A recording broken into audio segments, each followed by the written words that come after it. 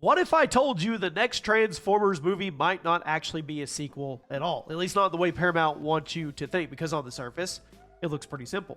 Rise of the Beast ended with Noah Diaz getting that G.I. Joe business card. Paramount officially announced a Transformers G.I. Joe crossover. It was random. It was weird.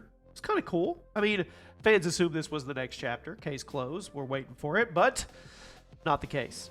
The deeper you dig into what's happening behind the scenes now, the more it starts to actually look like the franchise is standing at a crossroads, which a lot of franchises are right now. We have rumors of Michael Bay returning, reports of multiple Transformers movies being developed at the same time, and questions about whether Rise of the Beast underperformed and Transformers 1 struggled at the box office. So do we need new leadership? And a fan base that really can't agree on what the future should look like. And that's what makes this one of those fascinating points in Transformers history. And it makes Transformers 8 super interesting. Are we getting a soft reboot? I'm going to cover everything for you guys. Welcome to the channel. Remember, I read every single comment on every single video, so if you're a fan of the Transformers franchise, definitely chime in. Now, if you only look at the official information, the path seems pretty straightforward. Paramount publicly announced an untitled Transformers and G.I. Joe crossover, which means the ending of Rise of the Beast wasn't a random tease. Director Stephen Cable Jr. and producer Lorenzo Bonaventure were already talking about bringing the Joes into the story long before CinemaCon made it official. They even talked about keeping the Maximals around, expanding the universe beyond Earth, and continuing the storyline that Bumblebee and the Rise of the Beast established. Now, on paper, sounds like a traditional sequel. Autobots, Maximals, G.I. Joe, maybe Unicron eventually showing up as the big ultimate threat. That was the official roadmap. But the problem is what happened around the franchise since CinemaCon.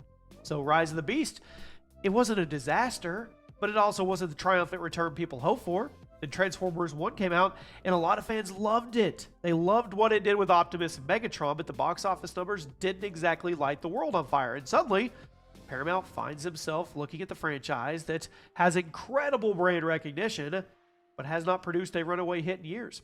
And Hasbro announced it would stop co-financing films. Not long after that Skydance merger, that happened, and it brought an entirely new leadership structure into the picture. Now, that's usually the point where studios start to ask uncomfortable questions. Not how do we continue the Transformers story, but how do we make this franchise matter again, and how do we make money?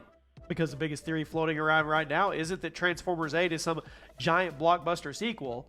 It's that the crossover itself might actually be a soft reboot disguised as a continuation. Think about it. A G.I. Joe crossover gives Paramount the perfect excuse to bring in new characters. You can shift the tone, you can expand the human side of the story, you can make the movie feel fresh without officially rebooting anything.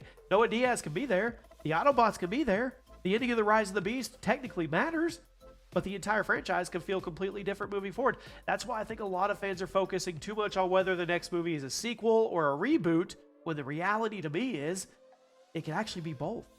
Paramount gets the benefits of continuity while also getting a fresh start. Then we have the Michael Bay rumors. Let's be honest. This is the part that immediately grabs everybody's attention. Love his movies or hate them, Michael Bay is that guy that most people associate with Transformers, right? Lens flares, just CGI, huge battle scenes, explosions. He created one of the biggest blockbuster franchises in the 2000s and 2010s. The Bay films, they made billions. They turned Optimus Prime and Bumblebee into household names for an entire generation. So when reports start surfacing that Bay was discussing a potential return to the franchise, people connected the dots. Maybe Paramount wants to go back to what worked. Maybe they want the larger-than-life spectacle. Maybe they think the franchise needs a guy who built it in the first place. The thing is, nothing's confirmed. The reports are credible enough to talk about, but we're still talking about discussions and possibilities, not a signed contract.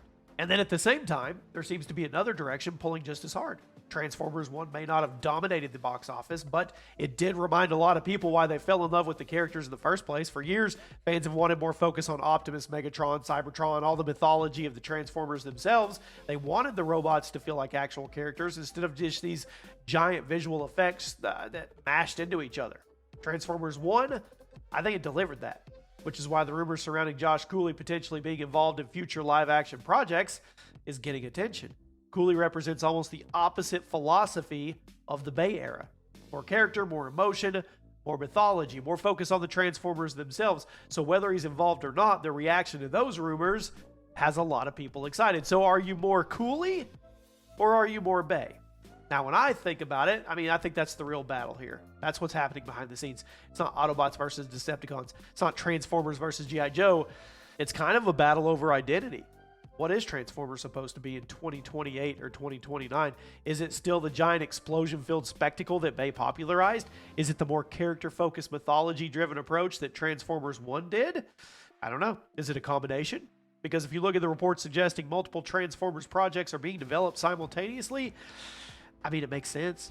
Maybe Paramount doesn't even know the answer yet. Maybe they're exploring every possible version of the future. Maybe they're doing the whole throw everything at the wall and see what sticks, which to me is sloppy and messy, but that's a video for another day. Then there's the continuity question. It gets confusing. Officially, Bumblebee and Rise of the Beasts form the current continuity. That is the cleanest explanation I could give you, but Transformers has never exactly been known for treating continuity as sacred. There have been contradictions, timeline issues, soft resets all over this franchise. I guess that flexibility actually works in Paramount's favor right now, because if they want to continue the Bumblebee timeline, they can. If they want to borrow ideas from the Bay era, I guess they can. If they want to create something that feels completely new, technically still existing in the same continuity, they could do that too. So don't get caught up in all the labels like reboot, sequel, soft reboot, continuation, because the next movie could literally be all three of these. Just Transformers is fast and furious. It really is. And as for the story itself goes, well, clues are there. G.I. Joe Connection is the biggest setup currently on the board. Noah Diaz remains that bridge between both worlds. The Maximals, they were never meant to be one-and-done characters. Unicron is still sitting out there as one of the biggest unresolved threats in franchise history. And Cable himself talked about wanting to expand beyond Earth, which opens the door to Cybertronian mythology on a scale that we have not seen in live action. So if Paramount wants to make the next movie feel bigger than Rise of the Beast, they can. They can. The question is, are they going to build directly on those pieces? Are they going to use them as a foundation for something else? I think the next Transformers movie is going to be a lot more about Optimus's next adventure. I really do. I watched something the other day about Optimus Prime. Every Transformers movie is just an Optimus Prime leading to his villain arc. It was pretty funny. Anyway, the official path, it's pointing toward a crossover. I think that's the safest statement anybody can make right now. But when you look at the rumors, the business changes, the Bay speculation, the Transformer 1 influence, and the reports of multiple projects competing for attention, starts to feel like Paramount is using this period to figure out what Transformers should be over the next decade. Paramount has these issues. They have the same issue with Trek, Star Trek, same issue. They don't know what to do. They don't know which direction to go in. Or maybe they think they do, or they're trying multiple directions. They just haven't told us. Maybe the crossover launches a brand new era. Maybe Michael Bay comes back. Maybe Cooley's influence reshapes the franchise. I don't know.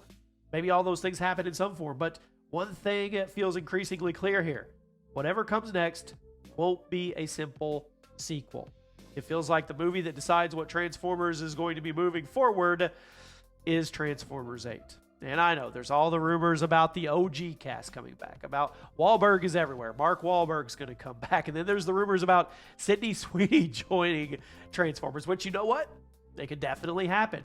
I mean, Shiloh, I don't know. I mean, I don't think there's anything off the table. They could literally go reboot this thing and use the OG characters from the very beginning and start over for all we know. But we'll have to wait and see. Let me know what you guys want from Transformers 8. If anything new comes, I'll keep you posted. And let's get to discussing in the comments.